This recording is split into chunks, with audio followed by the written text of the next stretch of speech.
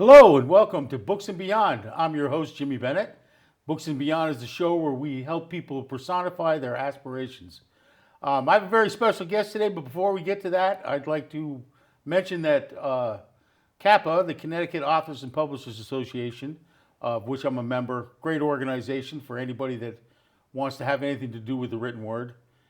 Our annual Christmas party will be at Philomena's on Route 1 in Waterford next Monday night at 6:30, and I hope everybody in Kappa will show up and show out and enjoy it. It's been a big year, so I hope everybody will attend.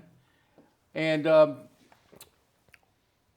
just one more shameless plug today. My book, Castle Christmas, is a nice Hallmarky, Christmassy type story. It's still got, I'd like to, well, promoting it, I guess, is what I'm saying. You know, Right. I'm not good at self-promotion, but Me neither. but it's a great read and it make a great gift. So just throwing it out there. We'll talk a little bit more about that later. So my guest today is Larry Zaccaro, the president of Mystic Creative Products, Right. Prolific author, and quite a few other little things going. Thanks, Jim. It's great to be here. So I've lived in southeastern Connecticut for 35 years. I was a scientist and strategic alliance director at Pfizer for my professional career. And after I retired from Pfizer, I've been working on several creative products, several creative endeavors. I'll talk about those a little bit each, if that's okay. Yep. First thing I did as soon as I left Pfizer was I had this idea for a game, an educational word creation family game that I had in my mind for 40 years. And as soon as I left Pfizer, I started putting together the directions and the designs. And the game is called Wordplay. You have letters on cards, and each turn you lay down cards to make words or add to someone else's word. Keep track of points, and the winner at the end of the round, when all the cards are used up, wins the round. And one of the cool things about Wordplay that I discovered after I came up with the title is I could make an ambigram out of the word. When you flip it over, it reads exactly the same, right side up and upside down. So I kind of fooled around with that with a pencil until I got it right, gave it to a professional artist, and they actually created it. So that's what you see there. Nice. That's for sale on Etsy, and for me directly, I go to a lot of vendor events locally to promote that. So if anyone wants that, they can contact me directly. Which reminds me, we have an event coming up. We'll be at the Westbrook Markets What? this Saturday, the 16th, at the Westbrook outlets from 10 to 4. Yep. So the holiday market, there'll be hundreds or dozens of really top-notch vendors there and lots of activities for the kids, Santa, photo ops, and other things. So if anyone can come and Food say trucks hi. and- Food trucks, right?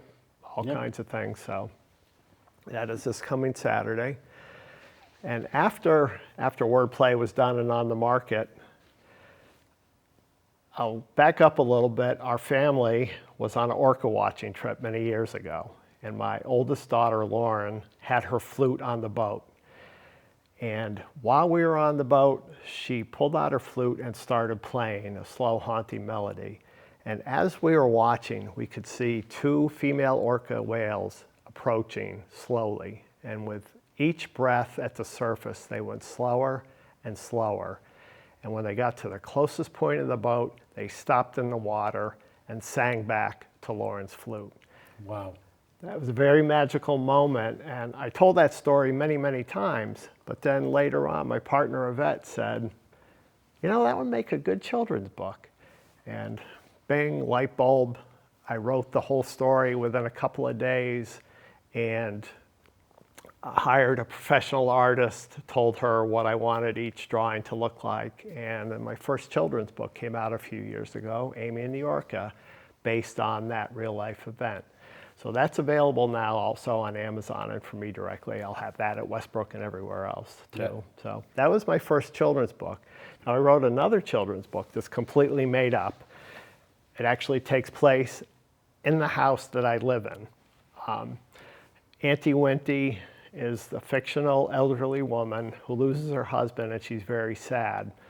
Now, fictional animals living under her barn called plopes.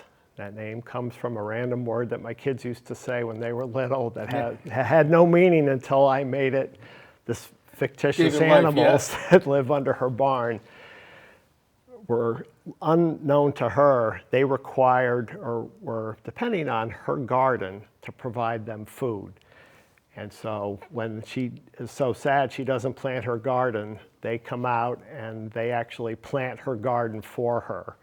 And she discovers them, they develop a lifelong friendship. So it's a feel-good, kind of a fairy tale fantasy, sort of like Shoemaker and the Elves sort of a story. So Auntie Winty and the Plopes, that's also available on Amazon as well. Wow. Now, then when the pandemic hit, had a lot of time to write, and I did. One book that I wrote while I was battened down inside the house is an idea for a romantic comedy that I've had for many years that I actually finally pulled together in book form. It's called Chandler's List.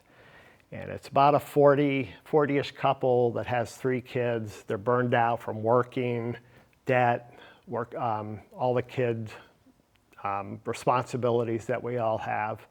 And they're starting to fall out of love, getting on each other's nerves. So they go on this romantic adventure, risky and risque, as I say in the summary, adventure to rekindle their love and passion. Now that book came out in 2020, in the fall of 2020. It's also on Amazon too. Well, one thing I did was I adapted that to a movie screenplay. And recently I've been working with a Hollywood company called Voyage Media. I worked directly with a producer, adapted, and really I already had a first draft of the screenplay written. What I needed to do was have it polished. I needed to cut down some parts, add some other parts, and that's what the producer was very good at guiding me through. Well, there's a specific guideline to doing screenplays, right? You've told me about this before. Screenplays have very specific requirements for content and length. There's even, if you think that Hollywood movies all seem similar, it's because they are intentionally made similar. They all have what's called story beats that are all about the same. A comedy and a drama all have the same story flow within them. That's what I wasn't good at, and his guidance on how to rearrange things, add to this, add to that, make this character a little more complicated, give them this characteristic that would make them more believable or more sympathetic, whatever was needed. I worked with them directly to get this to a point where they considered it marketable to the point where just recently, a few weeks ago, I entered an exclusive contract with them. They have this finished screenplay for Chandler's List, and they are trying to sell it to studios, to Hollywood agents. They're trying to get actors interested in buy-in. So they're working on that right now in Hollywood, which I have no connections to or no ability to do. So it's a great in. Now, it's a long way from anything being done to it, but it's in the process of happening. They call it a shopping agreement. They're trying to get financial and personal buy-in from people there. Hey, that's great. I mean, as we know, I mean, sometimes getting in, making the connections is the hardest part. It is. The marketing and, it's a completely unknown to me. Right. People wouldn't listen if I sent unsolicited letters or emails or anything, and they shouldn't listen. They don't know who I am. So this is an inroad to that. Which brings us to Castle Christmas. Jim's got this great Hallmark comedy that's set in southeastern Connecticut. It takes place in Gillette Castle, so the set's already made. It's got a great period piece theme to it already, where William Gillette is the sleuth who played Sherlock Holmes on stage. Yep. I read your book a couple of years ago, and after I read it, I said, this would make a good Hallmark movie, as you knew. and I adapted it to a movie script. And so you've read the second draft. Yeah. So it's gone through 2 or 3 Yeah. iterations now. I know, and it's fascinating. I love the way you adapted it. I mean, I think you kept all the great parts, but you trimmed out some spots. You rearranged a few things, and I'm perfectly fine with that. I mean, I just love the way. Sometimes you always hear writers get mad about, they don't like the way they did their movie or how they adapted their had to take screenplay or stuff out. whatever. They're still cashing the check, so I don't, so Right. what? They'll get over Yeah, it. they'll get over it. You'll live. But I really love the way you did adapt it and stuff, and I think it's a great thing. If any producers out there listening, or So one thing about scripts is they're a very strict length. They have to be under 120 pages, and a comedy like Chandler's List or A Castle Christmas are even shorter. They should be only 105 to 110 pages of script. And your book's not long, and Chandler's List is even shorter. But I still had to cut out all kinds of stuff. Yeah. And that's the hardest part, as you say. yeah, These creative things Right. that we've written with the characters, expounding on, the characters and all this action and all Right. this time that we put into it, just like hacking it out with a weed whacker. Got to take a lot of it out.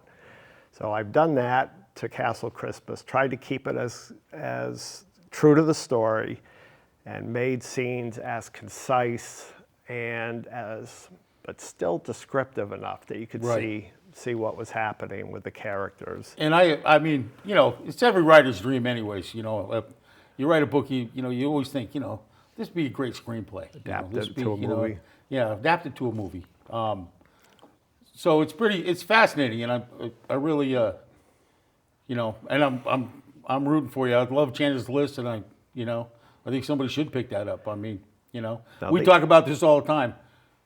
Some of the garbage you see on TV is, it's just visual vomit. I mean, it's just awful. Somebody wrote that, somebody bought it, somebody Yep. produced it, they got actors hired Yep. to do it, Yep. and said, maybe our writing needs a little polish here and there, but the stories and premise are Right. as good as a lot of stuff that Yep. we've already seen. Yep. So hopefully, Hallmark movies and romantic comedies, there's a fixed market. Oh, yeah. They're already sellable. Yep. If they're out and on the air, they guarantee there's going to be a certain percentage Oh, yeah. of people who are going to watch that right Yep. off the bat without even knowing anything else about it. Yep. So, Mystic Christmas, which just came out a couple weeks ago, set right here, and the whole thing takes place in the aquarium in Mystic. It's a Hallmark movie, so we care about it because it's all about local stuff. Right. We can see places that we go to frequently. You live in Mystic. Yeah. And people in other parts of the country might not. They've heard of Mystic, but they might not know too much about it. It is a beautiful area. It's I can't believe that people haven't used it more before now.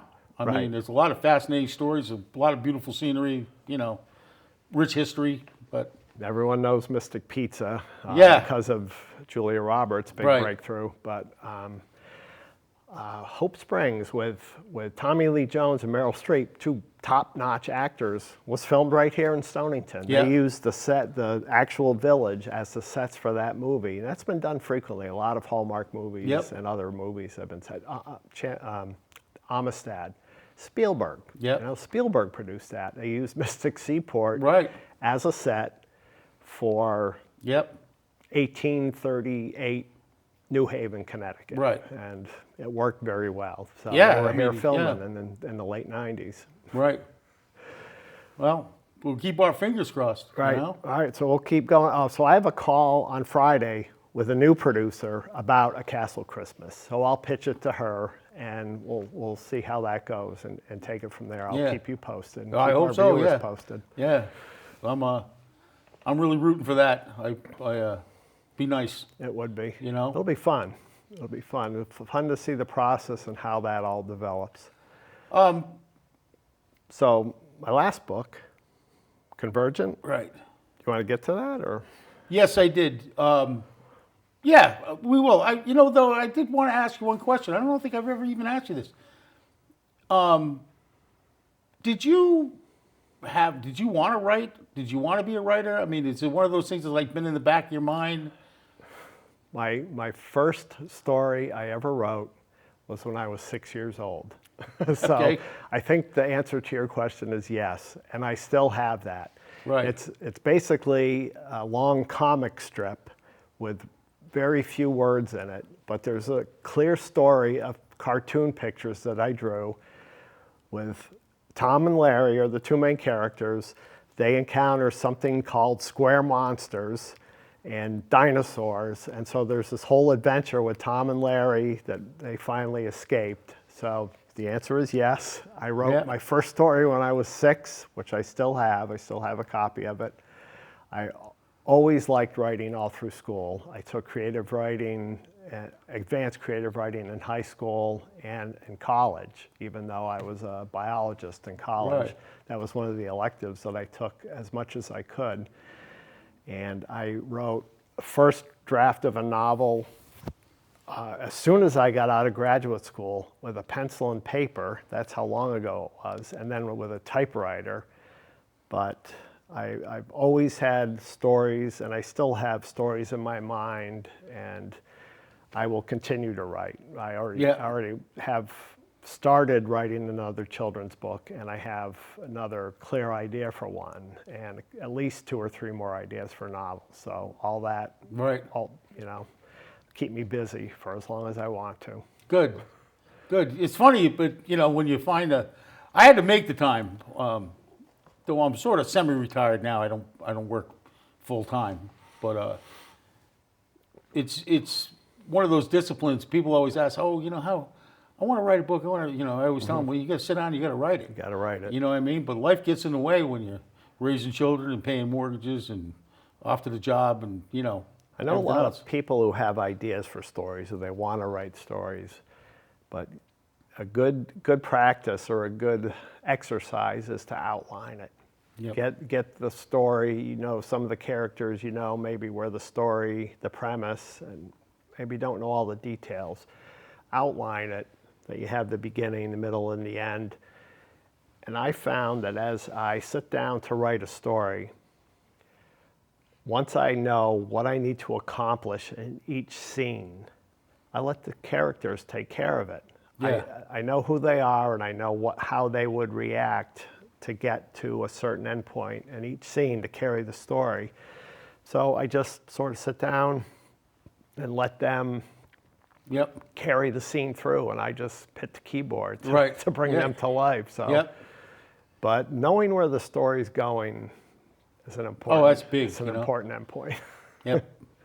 But I think, but yes, let's talk about Convergent. So Convergent, I also wrote this current novel. I wrote an early version of that 20 years ago, and Convergent I wrote during the pandemic when we were all at home. But it's an adaptation and an improvement of a novel I wrote and was published 20 years ago. So Convergent has been 45 years in the making, really. There's some very specific, far-reaching ideas embedded in the story, and I wanted to get those ideas in a reader-friendly way. Now, I've talked about them. I've given speeches about them, which I'll bring up Toastmasters now. I'm the president Yeah, that's what I was going to say. Mystic Aquarium Toastmasters. We meet shameless plug, we meet every second and fourth Wednesday of every month at Mystic Aquarium in the Milne Center, which was also the main building that A Mystic Christmas took place in. You actually see that. So if anyone is interested in Toastmasters, contact me. But I've given many speeches about these ideas. I've written some essays about them. But what I wanted to do in Convergent is make these ideas clear, spell them out in a fictional story that readers could read and be exposed to without having to listen to me lecture about it. even though there's some very clear factual ideas that kind of give a different perspective on everything, on life and our world, I wrapped it up in a fictional story. So what the premise is, there's two stories. One takes place now with the main character is a science teacher at a local college. And then there's a second story that takes place in biblical times. And the main character is very familiar. It's Jesus Christ. Now, as the story develops and the chapters of the two stories intertwine, we realize there are some very striking similarities between the science teacher and Christ as I've written about him. What Christ is trying to do is teach the same ideas that the science teacher is, but 2,000 years ago, they didn't know any of that science that we all know now. He's trying to teach ideas about DNA, about protein, and the only words that will really fit are spirit or some other notion that that was 2,000 years removed from definitions and things that we know now, that scientists study every day. So by intertwining these ideas into this story with alternating chapters, what I did was I brought ancient beliefs together with scientific knowledge that we have into the same specific idea. So that sounds like, how do you do that, right? Well, DNA is the key to it. And scientists study DNA every day. We know all about DNA. It's the genetic material that we're made from. When our parents conceive us, our genes combine in an egg and a sperm to form us. And once that combination happens, our cells divide. We have trillions of cells in us from those two cells that make us who we are. The genetic material is copied trillions of times and is in every one of our cells. Now, those genes translate into one specific protein each. Now, this sounds cold and scientific, but we are the expression of our genes in the form of the proteins that each one makes. All our form and function is in the proteins that were expressed in our genes, and everything else, all other molecules that our body accumulates to give us form and function and energy, is all encoded in the information in DNA. That's not debatable. We don't have to have a belief in that. We don't have to argue about it. That's a fact. Now, the communication between those two, DNA and protein, is RNA. We've heard of that lately when we got vaccines for COVID. But RNA has always been that chemical that transcribes the information in the DNA and brings it out to a protein. So it's sort of a go-between. Now, we all know that. Scientists, thousands of scientists study that every day. Those are facts. And there's nothing giving input into DNA on the outside. It's all self-contained. It does it on its own. Now, the key is, and the key idea in Convergent is DNA, RNA, and protein, we can assign different words to them, familiar words that aren't scientific. DNA is God the Father. It's what we're made in the image of. It is the source of everything we are. Every protein that's made from that information, we could say is made in the image, we can call that the Son. And the communication between those two, from the DNA that stays in the nucleus, protected, out to the protein, is RNA, the Holy Spirit. Those are just different words for the same very real things. And you can tell me what you believe, and you can say, well, that's not God, because, well, the bottom line is, this is what we are. This is what we're made in the image of. All life is made in the image of DNA. It's in every living thing. We're all made from that. And that's, no one would debate that. The only question is whether or not something else on the outside is giving specific instruction into that. Well, there isn't. It's all self-contained. So all life forms live on the instruction of the genes that are inside them, except for people. What's different about people is that because of our brains and the way our brains function, we literally can choose how we behave. And that's the key, what makes us different. Our great spiritual leaders throughout history, all throughout history and any location on earth have all said, love is the key to how we behave, is how we all must behave. Well, fine, that's easy to say, but what is it? How do we do it? Well, one key definition, I've condensed it down to one idea, is that love is any act that improves the quality of life of any living thing, of all living things. So that's a premise, any act that improves the quality of life. Now it's easy to see when we behave that way, we help our kids, we help our families, we help our neighbors, we help our coworkers. Any act that does that doesn't hurt us more than it helps others, is an act of love. What makes people different is we can decide whether or not we act that way. Plants don't have a choice, they have instinct. Animals, even predators, all they're doing is going after food. People can choose to make the most horrific crimes possible, or they can create amazing things.